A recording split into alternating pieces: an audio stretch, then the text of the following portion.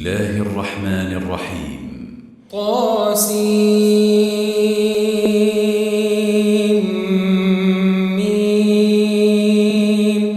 تلك آيات الكتاب المبين. نتلو عليك من نبأ موسى وفرعون بالحق لقوم يؤمنون. إن فرعون علا في الأرض وجعل أهلها شيعا يستضعف طائفة منهم يذبح أبناءهم ويستحيي نساءهم إنه كان من المفسدين.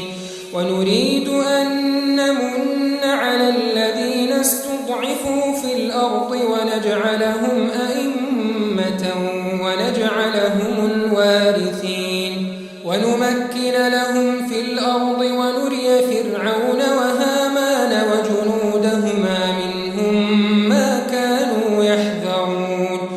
وأوحينا إلى أم موسى أن أرضعيه فإذا خفت عليه فألقيه في اليم ولا تخافي ولا تحزني إنا رادوه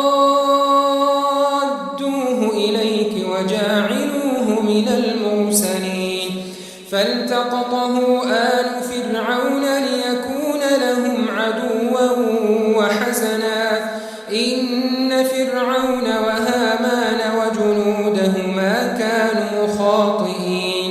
وقالت امرأة فرعون قرة عين لي ولك لا تقتلوه عسى أن ينفعنا أو نتخذه ولدا وهم لا يشعرون.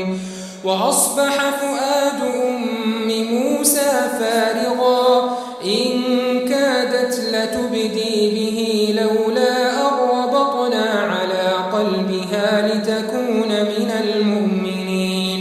وقالت لأخته قصيه فبصرت به عن جنب وهم لا يشعرون. وحرمنا عليه المراضع من قبل فقالت هل أدلكم على أهل بيت يكفلونه لكم وهم له ناصحون. فرددناه إلى أمه كي تقر عينها ولا تحزن ولتعلم